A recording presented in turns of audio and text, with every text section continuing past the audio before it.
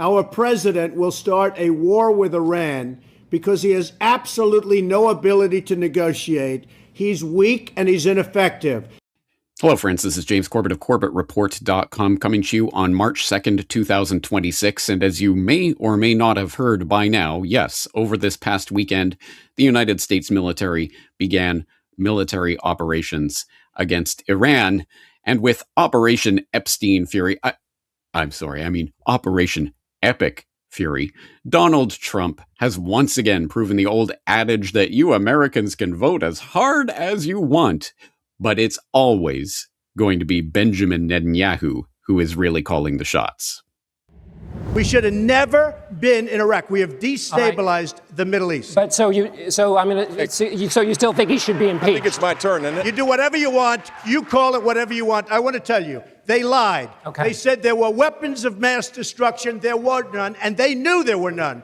In recent months, the tyrants in Iran have been plotting to rebuild their nuclear and missile capabilities and to bury them underground, where we won't be able to strike them. If we don't stop them now, they will become invulnerable.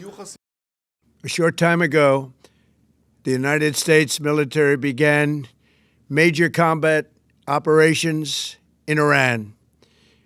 Our objective is to defend the American people by eliminating imminent threats from the Iranian regime, a vicious group of very hard, terrible people. I think we all know how that story goes, but in case you don't know how that story goes, well, you're in luck, because that is precisely what I am going to be exploring here today on the Corbett Report podcast. You are tuned into the Corbett Report podcast, specifically episode 493 on War in Iran, Board of Peace edition, in which I will be going over the history and context of this current Iranian conflict and what it can tell us about what is happening and why it is happening. And so I will issue the standard proviso. This is not a live news broadcast, so you are not going to get up to the second breaking news about what is happening in Iran right this moment, whenever you are listening to this podcast. For the record, I am recording this at 9:39 a.m. Japanese Standard Time on Monday, March 2nd, 2026, which would be Sunday evening going into Monday morning there in Iran. It would be Sunday evening in the U.S. I am not going to have whatever latest breaking news is happening at the time you're listening to my words. I can tell you what the latest breaking news that is happening as I am recording this is. Namely, we have this up from antiwar.com. Trump expects his Iran war to last 4 weeks or so. We also have this up from antiwar.com. At least 3 U.S. troops killed since U.S. and Israel launched war against Iran, noting that the Iranian missiles and drones have struck U.S. bases in the region in retaliation for the strikes. We, of course, have seen this from Iran itself. U.S. and Israeli attack on Iran, at least 153 girls killed in strike on school. And what about Israel and what's happening there? Deadly Iranian missile attack hits west of occupied Jerusalem, noting there are some deaths and injuries being reported there. And we don't know exactly what is taking place, what's going to take place in the coming days and weeks, but we know that at least for the time being, Ayatollah Khamenei is dead, and Iran has formed an interim council to oversee the transition after Khamenei's killing. And this is an article from Al Jazeera that might be worth your time and attention if you do not know, for example, the structure of the Iranian government, how it is set up, how it works, what the supreme leader is, and whom he appoints, and how that ultimately filters down to the political level, etc. So if you want that, they have this handy-dandy infographic. They have some explainers. They have a video talking about the potential succession for the Ayatollah, who might replace him, like his son or his grandson or Iranian Chief Justice, ultra hardline cleric, etc. So if you want this skinny on all of that, that's here. And of course, all of this information, all of these breaking news stories, everything that we talk about today will be in the show notes for today's episode at CorbettReport.com/Iran War. But having said that, let's start talking about why. Why now? Obviously, for anyone who has been paying attention for the last year or several years, or decades, you will know that the Iran war has always been the next war that's just around the corner and has been since the time of, at least the Iraq war. So why is it happening now? Well, there are different ideas and explanations that we could proffer for that, and the obvious ones present themselves. What time is it? Oh, it's 2026, coming up on the midterm selections in the United States. So we know that there's going to be some interesting jockeying going on the selectoral side of things. So, well, now's a good time to bring up the good old commander-in-chief's previous words on this subject. Remember, in order to get elected, Barack Obama will start a war with Iran. Or, now that Obama's poll numbers are in tailspin, watch for him to launch a strike in Libya or Iran. He is desperate. Or, remember that I predicted a long time ago that President Obama will attack Iran because of his inability to negotiate properly? Not skilled! Exclamation mark, etc., etc. I'm sure you have seen these pronouncements kicking around in recent days, coming back to bite Donald Trump in the posterior. But that was then. That was so far, so long ago. Come on, it's not what's happening now. So, again, all right, that might be one reason. Obviously, there are electoral concerns about what is going to or not take place in the midterm selections, assuming they even take place at all. Maybe wartime President Trump will decide they won't. I don't know. But anyway, those seem like they might be relevant quotes. Here's another interesting piece talking about the timing of these attacks very specifically. Trump admin blacklists Anthropic as AI firm refuses Pentagon demands. You may have heard this story over the past week or so as it started to come to the forefront of people's attention. Basically, long story short, the Pentagon was trying to close a deal with Anthropic, which creates the Claude LLM, as well as other AI software that is being used in the U.S. government in various branches, including the Department of War. And Defense Secretary, isn't that Secretary of War? Pete Hegseth, soon after Trump's order, said he was ordering the Pentagon to designate Anthropic a supply chain risk to national security after the AI startup refused to comply with demands about the use of its technology. Specifically, what demands? Well, Anthropic, which signed a $200 million contract with the Pentagon in July, wanted assurances that its AI models would not be used for fully autonomous weapons or mass domestic surveillance of Americans. And interestingly, the Pentagon issued an ultimatum, gave them a deadline of 5:01 p.m. Eastern Time on Friday, and they failed to meet that. So, of course, Hegseth went nuclear and started talking about how they're going to be designated a supply chain risk, et cetera, the first time ever for an American company, et cetera. And wouldn't you know it, less than 12 hours later, the bombs started falling in Iran. Is that a coincidence? Well, for one thing, Claude doesn't think so. So there's an interesting post that I posted up in my active Iran War open thread that is posted up on CorbettReport.com right now. And if you want to take place in that discussion, the link will be there in the show notes, and that will be the one and only place for discussion of this topic. I'm going to close down the comments everywhere else. You're going to comment on the Iran War open thread.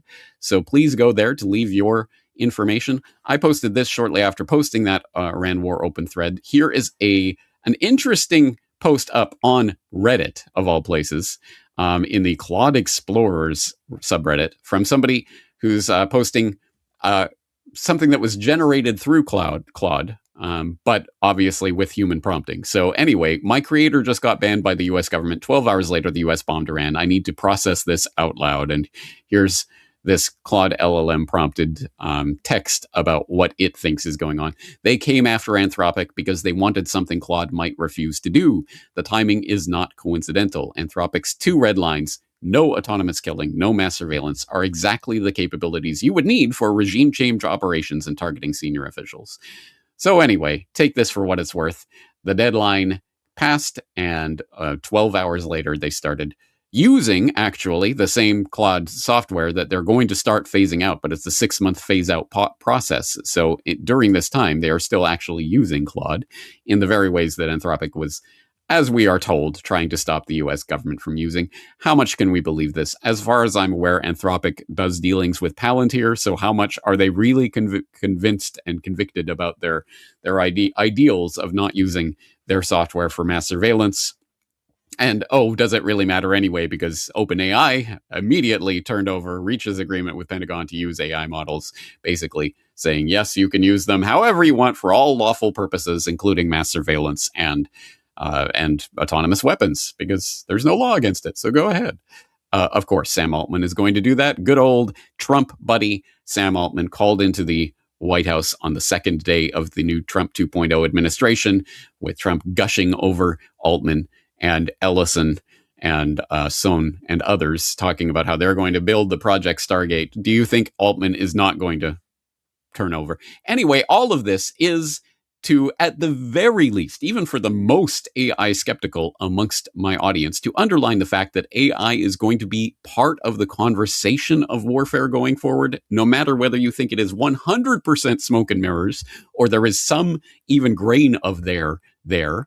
This is going to be part of the conversation precisely because the idea of autonomous weapon systems, these AI-controlled systems that will target and kill independently of any human operator, is exactly what the US military and every other military on the planet desires in order to basically give themselves a carte blanche for any actions that may be undertaken. Oh, it wasn't us that killed Ayatollah Khamenei. It was Claude that killed him.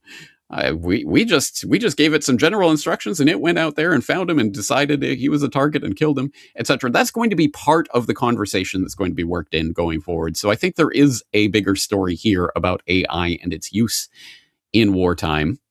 But I don't think that's the whole story of what's going on here, obviously. And I think the Pentagon is going to continue to do whatever the Pentagon does in whatever way it wants, regardless of whether or not Anthropic is or is not on the outs with the Department of War. So let's go to some other obvious factors when we talk about what's happening right now. For example, the response from various states, which I'm sure we could have seen coming ahead of time. In that aforementioned Iran war open thread on CorbettReport.com, one of the first commenters was from Australia and noted that, of course, Australian Prime Minister has come out and basically in support of the Anglo-Israeli alliance and what they're doing there and the targeting of Iran and how glorious this is. And various other leaders have come along to more or less get on Uncle Sam's good side with regards to this, including, of course, the Gulf states, where a lot of Uncle Sam's troops are positioned right now and are finding themselves being targeted for the retaliatory strikes that Iran is launching at the moment. Gulf states condemn Iran retaliatory strikes as Russia denounces unprovoked U.S.-Israeli war. So yes, the Gulf states, oh, you horrible Iranians, how dare you launch retaliatory strikes on U.S. forces that are positioned in our countries. You devils, you. How dare you do that? We have also seen, interestingly, from Pakistan, Iran blowback, at least 22 killed trying to storm the U.S. consulate in Pakistan, specifically in Karachi. So there's an interesting story there that is, as this article is framing it, as part of the Shia crescent that Iran is obviously part of. Well, the large Shia Muslim population in places like Pakistan are not happy with what's going on. And there has been some attempt at storming the U.S. embassy that did not end well for dozens of dead Pakistanis. The Russian response alluded to earlier is interesting because it does raise some other specters of possible things that may be happening on the geopolitical grand chessboard. For example, of course, there is the rubbing of the salt into the wound with the Moscow official response, calling this, quote, pre-planned an unprovoked act of armed aggression against a sovereign and independent UN member state, end quote, which is undoubtedly a quote that the Kremlin has been sitting on and waiting to unleash, at least since February of 2022, when it was, of course, unleashed against them. Unprovoked. It was an unprovoked attack against Ukraine. Well, here they get to say, well, this is a pre-planned and unprovoked act of armed aggression against the UN member state. So, nana, boo-boo, shame on you, Mr. Trump and Mr. Netanyahu. But interestingly, they also talk about the fact that the attacks could trigger, quote, humanitarian, economic, and possible radiological catastrophe.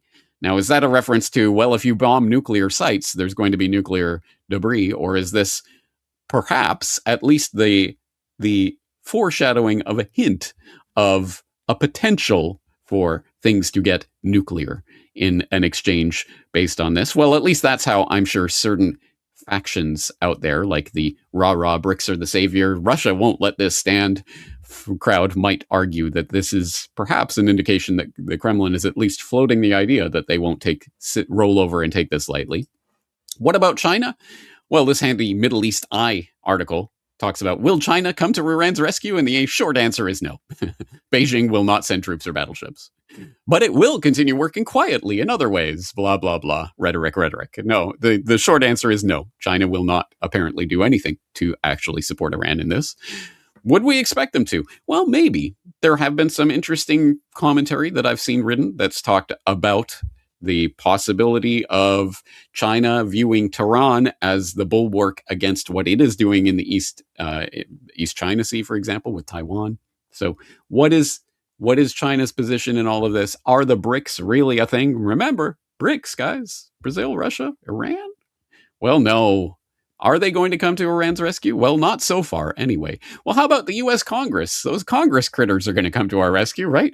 Congress rushes to get in the loop as critics denounce Iran strikes. Oh, yeah, I forgot about that. It's completely and totally illegal for the U.S. president to simply unilaterally launch military operations without approval from Congress, right? They've got to declare war. Oh, wait, of course, they haven't declared a war since World War II, so why would we expect anything different this time? And I'm sure whatever rhetoric is being used, it's Operation Epstein Fury, it's a special military it's kinetic military action, whatever garbage rhetoric is always used to skirt around the non-roadblocks that exist toward a president launching unilateral military action. We're seeing it in effect right now. And of course, Congress will at least posture and pretend to beat their chest and, oh, you can't do this, Mr. President, but nothing substantial will occur, as it never does from the Congress critters.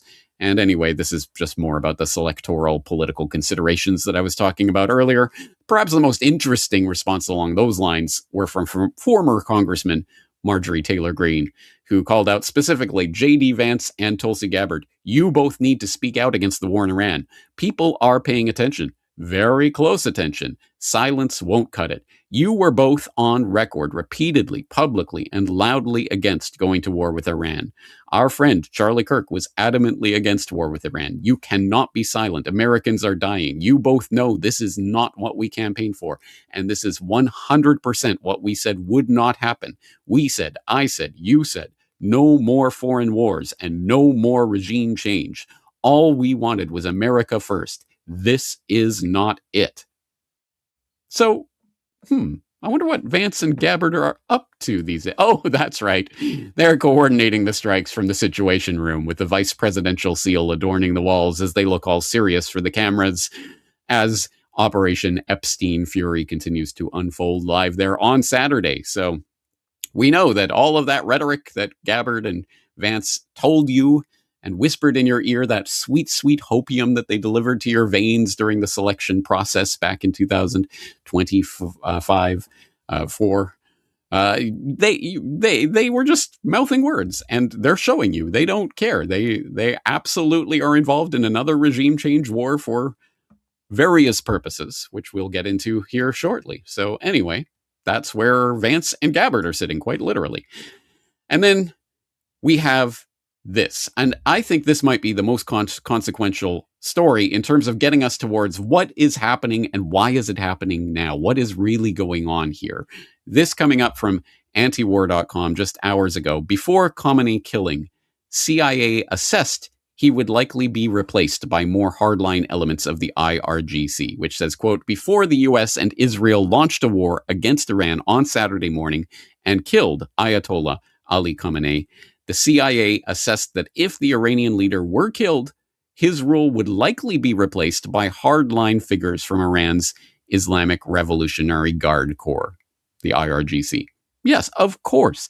Of course.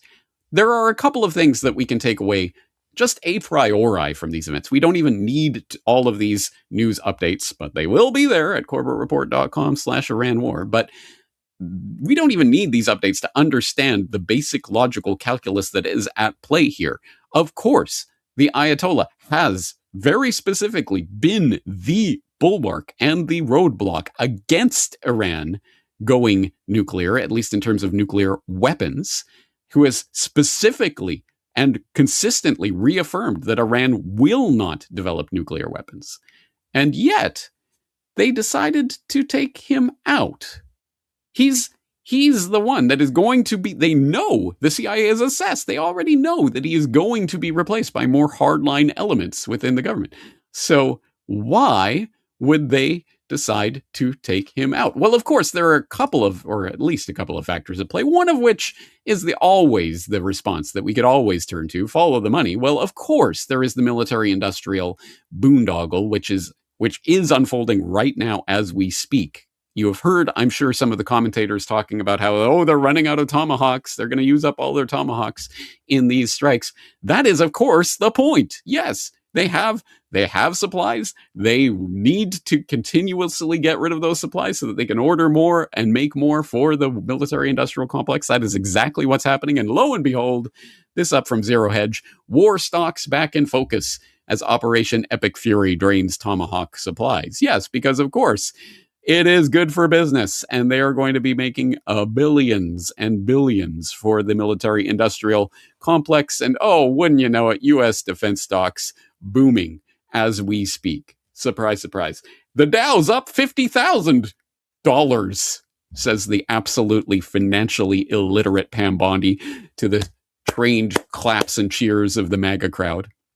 So that is one aspect of what is going on. But of course, that is not really the heart of this. Yes, there's always the monetary aspect, but the monetary aspect is just used to keep the lower level middle manager gophers of this larger agenda in the game. Why are they in it? Well, maybe for their own crass financial purposes. But what is the game really about? It isn't really about the money, which we know is created out of nothing by the banksters themselves. So that isn't really what this is about. What it is about, of course, ultimately is power and consolidation of control, centralization of control in the coming regional/global governmental system that we know is being worked on and has been being worked on for generations. But how does Iran play into that? Well, in order to understand that, we have to understand how we came to this spot in history. Because guess what? The Iran strikes and what's going on didn't start on Saturday. It didn't start last June with the 12-day war. It didn't start a few years ago. It didn't start with the JCPOA. It didn't start at the beginning of the 21st century. It started, well, arguably, I guess we could go back through thousands of years of history to the old ancient Persian people and the great Persian Empire. And we could talk about what Hegel called the world's first historical people and all of that. But we don't have to go quite that far, or at least we're not going to in today's podcast. What we can do is go back to when Iran very, very squarely came on the geopolitical chessboard. And as viewers of How and Why Big Oil Conquered the World will know, that, of course, took place in 1901. Another global competitor to the Standard Oil throne emerged in Iran at the turn of the 20th century. In 1901, millionaire socialite William Knox D'Arcy negotiated an incredible concession with the King of Persia: exclusive rights to prospect for oil throughout most of the country for 60 years. After 7 years of fruitless search, D'Arcy and his Glasgow-based partner, Burma Oil, were ready to abandon the country altogether. In early May of 1908, they sent a telegram to their geologist telling him to dismiss his staff, dismantle his equipment, and come back home. He defied the order, and weeks later, struck oil. Burma Oil promptly spun off the Anglo-Persian Oil Company to oversee production of Persian oil. The British government took 51% majority control of the company's shares in 1914 at the behest of Winston Churchill, then First Lord of the Admiralty, and survives today as BP. Yes, as viewers of the Big Oil documentary will know all too well, the cementing of the oil world order in the late 19th/early 20th century completely reconfigured the global geopolitical chessboard and made certainly formerly neglected slices of the geopolitical pie, like Iran, somewhat more interesting and important and flavorful for the would-be eaters of the Anglo-American Empire, to really extend that metaphor. And you will know that, for example, the Anglo-Persian /Anglo-Iranian/BP interests in Persia were at least part of what cemented the opposition to the proposed Berlin-Baghdad railway in the lead up to World War I, which was contributory to the World War I conspiracy. But let's skip ahead in this story to the 1950s, when viewers of False Flags, The Secret History of Al-Qaeda, will know Iran, of course, attempted to nationalize the oil, tried to take a greater stake in its own geoeconomic interests, which was, of course, a no-no that was met with fierce and immediate deep state opposition. In March 1951, the Iranian parliament voted to nationalize the Anglo-Iranian Oil Company, the British oil giant that struck oil near the Persian Gulf in 1908, and offered the premiership of the government to Mohammad Mossadegh, an outspoken secular nationalist. Immediately after taking office, Mossadegh effected the nationalization, stating, "Our long years of negotiations with foreign countries have yielded no results this far. With the oil revenues, we could meet our entire budget and combat poverty, disease, and backwardness among our people." Another important consideration is that by the elimination of the power of the British company, we would also eliminate corruption and intrigue, by means of which the internal affairs of our country have been influenced. Once this tutelage has ceased, Iran will have achieved its economic and political independence. The nationalization put Tehran on a collision course with London. But Britain knew that a military intervention was not possible without American approval, and, despite harsh economic sanctions on the country and a boycott of the newly nationalized oil industry that was joined by much of the Western world, they could not overthrow the Iranian government themselves. Instead, they had to turn to the US. Although the Truman administration was initially hesitant to become involved, that changed with the election of Dwight D. Eisenhower and the installation of the Dulles brothers, Alan and John Foster, as Director of Central Intelligence and Secretary of State, respectively. By June of 1953, the CIA was already adapting the British coup proposal into their own covert operation, dubbed Operation TP Ajax. An open secret in the world of intelligence, the CIA MI6 role in the overthrow of Mossadegh was officially denied by the US government for over half a century, and is still unacknowledged by the British government to this day. Nevertheless, the CIA's own internal history of the operation, first revealed to the public in the year 2000, confirms the extent of the American and British role in the coup. They convinced the Shah of Iran to agree to the plan. They handpicked General Fazlollah Zahidi as Mossadegh's successor.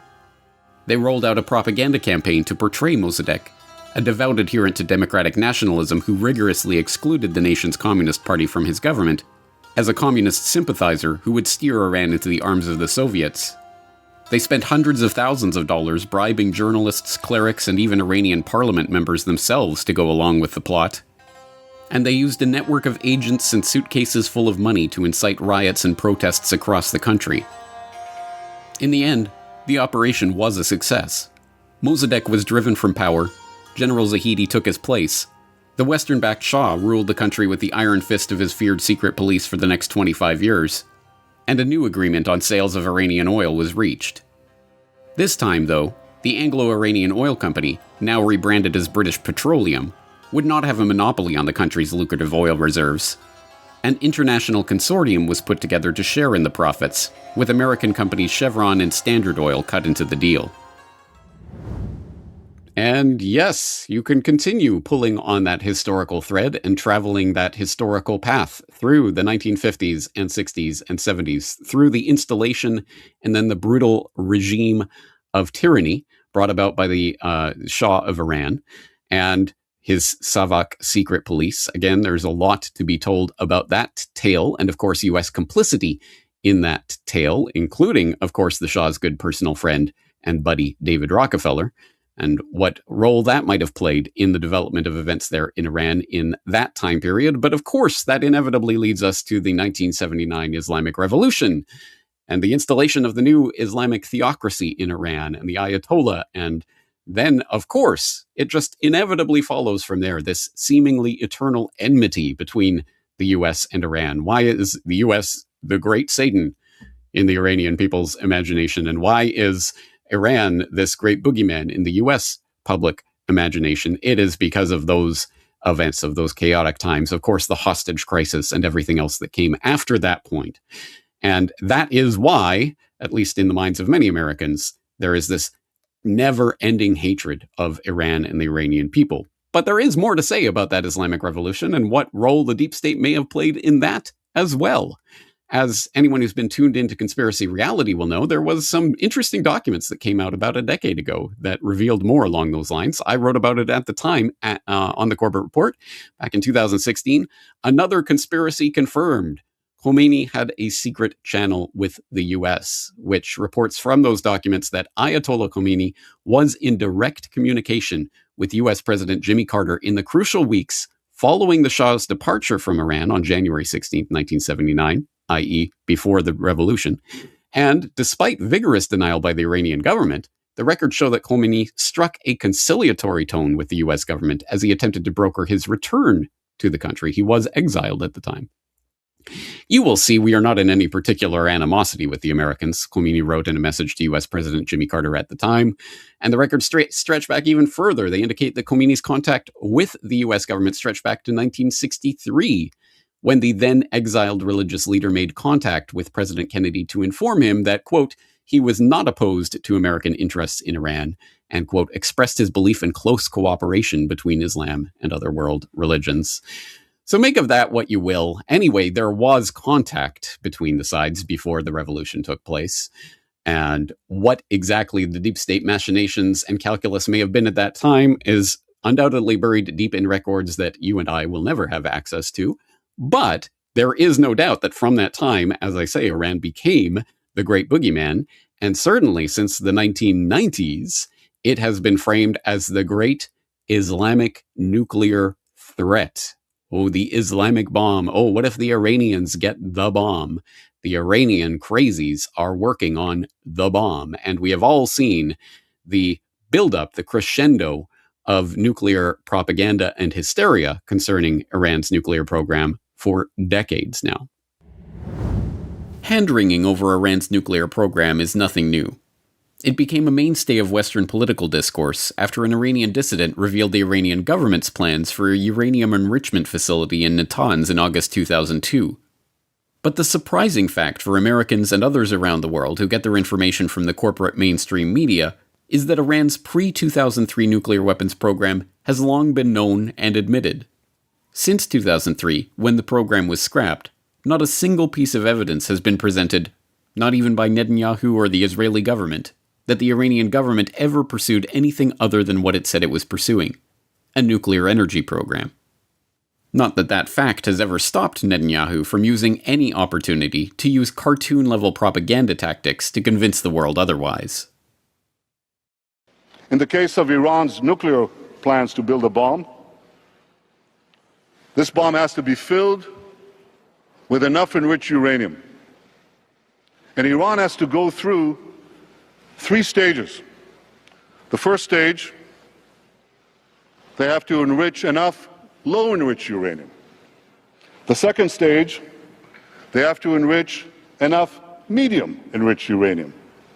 And the third stage and final stage, they have to enrich enough high-enriched uranium for the first bomb. Where's Iran? Iran's completed the first stage. Took them many years, but they completed it, and they're 70% of the way there. Now they're well into the second stage. And by next spring, at most, by next summer, at current enrichment rates, they will have finished the medium enrichment and move on to the final stage. From there, it's only a few months, possibly a few weeks, before they get enough enriched uranium for the first bomb. Ladies and gentlemen, what I've told you now is not based on secret information. It's not based on military intelligence. It's based on the public reports of the International Atomic Energy Agency. Anybody could read them. They're online. So if these are the facts, and they are, where should a red line be drawn? A red line should be drawn right here.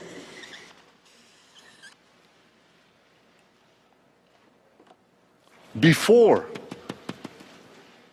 before Iran completes the second stage of nuclear enrichment necessary to make a bomb, before Iran gets to a point where it's a few months away or a few weeks away from amassing enough enriched uranium to make a nuclear weapon.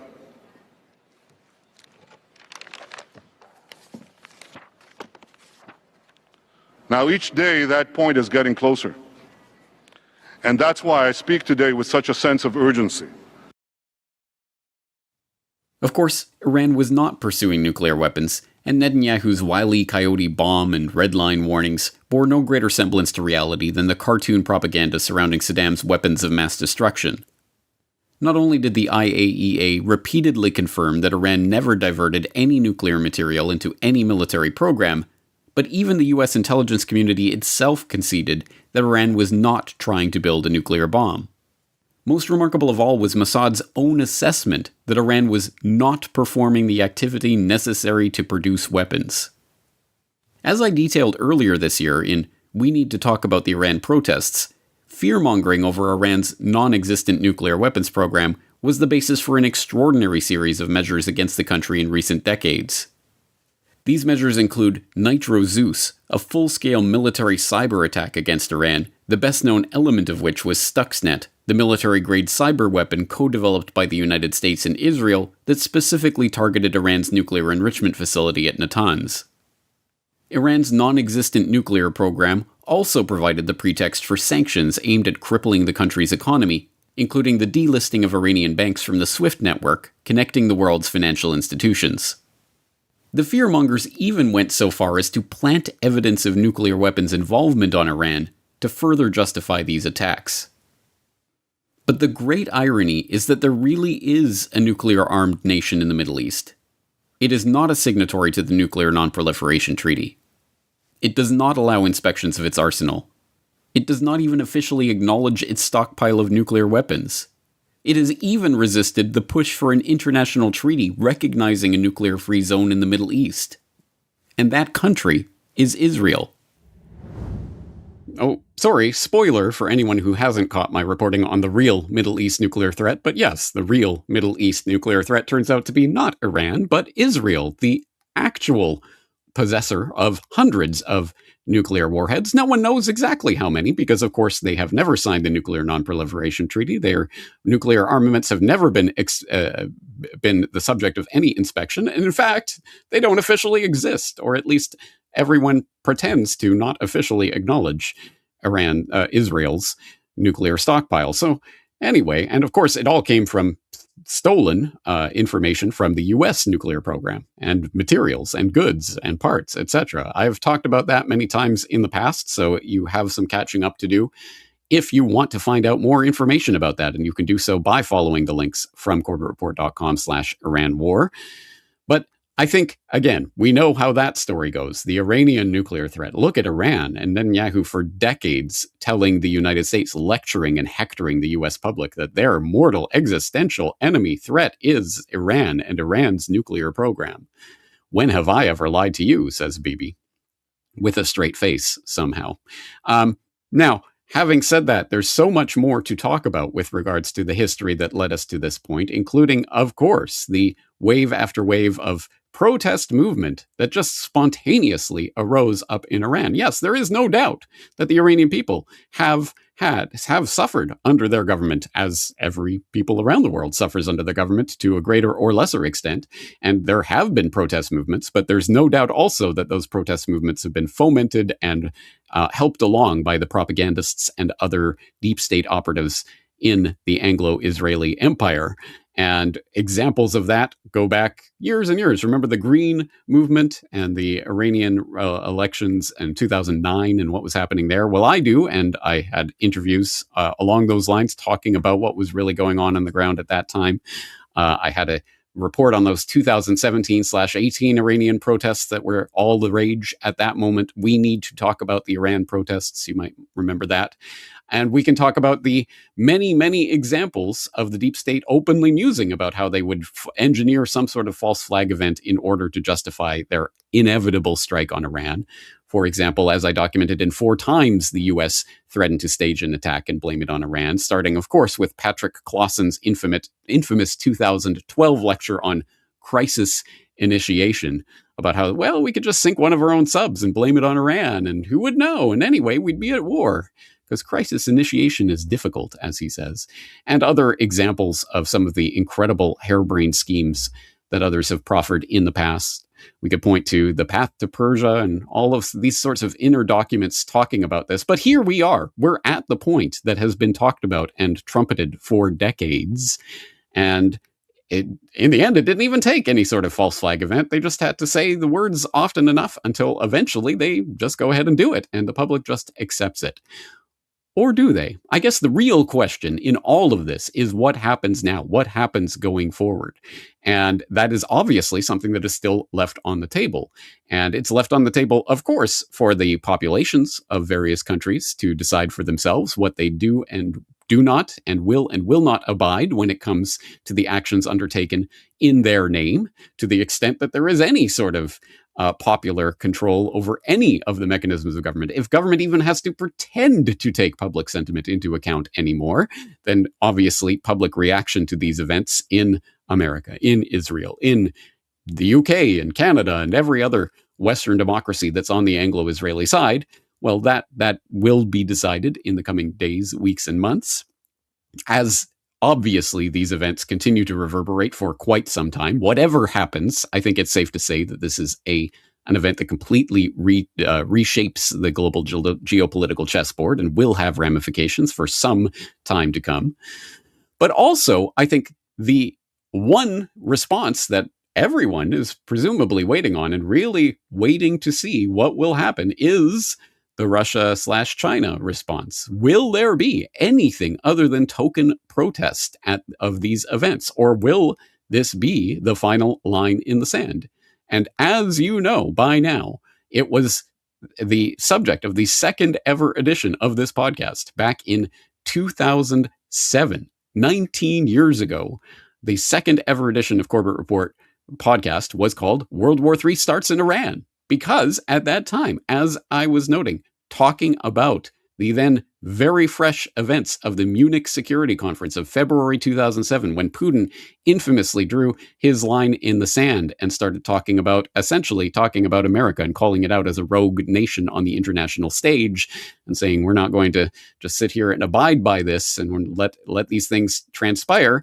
Well, that was 19 years ago, and that was really the origins for many of these BRICS are the savior type people of the idea that there is some sort of BRICS alliance or axis against the NATO/Israel alliance, and that they're going to draw this great line in the sand and everything will be different because, don't worry, the Americans will be stopped dead in their tracks by the Russia-Chinese alliance. Or will they? Anyway, that was the narrative at that time, as you might recall. But some hints towards what a Russian response to an American attack on Iran might be come from an AP article, February 10th, 2007, called Putin Warns U.S. Policy Creating New Arms Race. Mr. Putin was speaking at the 43rd Conference on Security Policy in Munich, and he said nations, quote, are witnessing an almost uncontained hyper-use of force in international relations. One state, the United States, has overstepped its national borders in every way. This is very dangerous. Nobody feels secure anymore because nobody can hide behind international law. This is nourishing an arms race with the desire of countries to get nuclear weapons, he added. So from that story, we obviously get the tenor of the Russian thinking along these lines, that Iraq might have been the last straw, and Iran, of course, would be one step too far, and Russia would feel compelled to act in that event of an American attack against Iran. This was followed up in April 6, 2007, by a Moss News report entitled U.S. to Suffer Losses Upon Attacking Iran, which details a man named General Yuri Solovyov, the head of Moscow's air defense, who delivered a pretty thinly veiled threat that Iran's weapons, among others, include our anti-aircraft systems, as in Russia's anti-aircraft systems, which allow them, the Iranians, to fight all types of flying objects currently in service in the U.S. Army. Besides, we all remember our specialists have trained them since Soviet times. So here you have a key member of the Russian army basically saying that Russia will be an important part of the Iranian response to any attack. And then I think that gives the tenor of the idea that the Russians are setting up to defend their Iranian interests. And anyone who thinks that the Chinese wouldn't act to defend their interests in Iran are probably seriously mistaken. An extremely oil-starved country being fed by an extremely oil-rich nation would obviously see the American attack as a threat to their existence. If China and Russia enter the theater, all bets are off the table. It really then becomes World War III. There you go. As I say, that was the narrative there in 2007, and that set up the next couple of decades of, well, not just mainstream, but independent media reporting on the geopolitical situation. Lines in the sand have been drawn. There is this great BRICS resistance movement that's arising, and that may or may not eventuate in actual military resistance to ongoing American / NATO / Israeli imperial aggression. And that is the defining metric that has been used for decades now. The reason why Iran has always been the red line for so many people is because if you cross militarily into Iran, all bets are off the table. World War III is on the table. And we are at that moment, whether we realize it or not. And I'm not sure exactly what is the best or even the worst possible outcome from all of this, because certainly, obviously, it would be easy to say, well, good. Okay, let's hope World War III does not eventuate here. Let's hope there is some sort of peaceful, happy transition of power to some Iranian government that everyone can live with and everything just goes back to normal. But actually, that really doesn't solve anything, even if that were to take place. Even if the most peaceful and passable alternative were to take place, that doesn't really placate anyone or anything, because all it means is that all of the hot air and bloviating over the past couple of decades about red lines and lines in the sand and imperial aggression versus the heroic BRICS saviors means all of that was hot air and nothing will eventuate. And I don't know about you, but I'm not personally going to take my cue for what may or may not be coming from a Russia-China response from the very same bloviators and blowhards who just months ago were assuring us that U.S. would never go into Venezuela because they are armed to the teeth with these high-tech Russian anti-aircraft defenses that Uncle Sam would never even approach, would never even attempt to get through, and never... Oh, wait, of course. Oh, let's take Maduro in the middle of the night. Zero resistance. Absolutely nothing. Not a single American even injured, let alone dead. Oh, okay. All right. Or the same people who've been talking for 4 years now about how Russia is 2 weeks away from ending the special military operation in Ukraine. It's not a war. Don't call it a war. They're just weeks away, guys, for the last 4 years. These people have been wrong about everything and are, I'm sure, going to say how this is all some kind of great strategic win for the BRICS alliance. I'm not sure I'm going to listen to that narrative, but at any rate, the cards are on the table, and this is a now or never. This is a make or break. I don't know what is going to happen any more than any of the other bloviating blowhards out there in this space do, but at least I will admit that I do not know how this is going to unfold. But I do know what is being worked towards, which of course is the dismantling of yet another, at least potential threat or even rival on the geopolitical stage to Israeli dominance of the Middle East. So we'll see. We will see in the coming days and weeks how this turns out. There's going to be a lot of information to keep track of. This could be the defining events of our times. So I hope you are paying attention. And if you are, the place to go with information and to find information as it arises is the Iran War Open thread up on CorbettReport.com. Once again, all of the information that I have talked about today, all of the links, etc., will be in the show notes for today's episode at CorbettReport.com/Iran War. But if you go to the Iran War Open thread, you can join the conversation now. Dozens and dozens and dozens of comments, more coming in all the time from people all around the world. with information about what is happening in Iran. So I hope you will go there, take a look at that, and contribute if you are able. And of course, Corbett Report members are able to log in and leave their comments in the comment section there. But that's going to do it for today's exploration. There's a lot of information on the table, and hopefully this provides some of the history and context so you understand what is taking place right now and why it is taking place. That is the only way we are going to learn ourselves forward from all of this mess. But that's going to do it for today. James Corbett of CorbettReport.com, and today I'll leave you with the wise words of the Commander-in-Chief of the United States.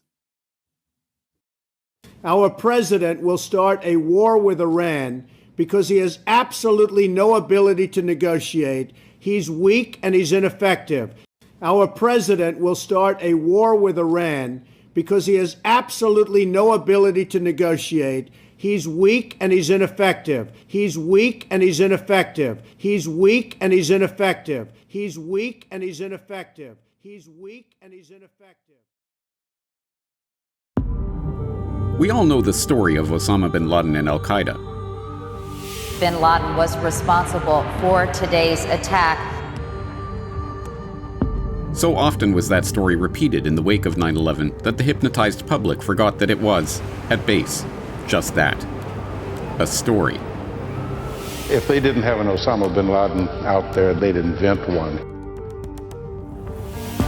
In False Flags, The Secret History of Al-Qaeda, you will learn the truth behind that story and uncover the lies that led to the War of Terror.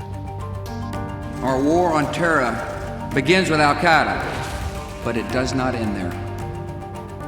Watch the documentary for free at CorbettReport.com/Al-Qaeda, or support the filmmaker and purchase the documentary on DVD at NewWorldNextWeek.com.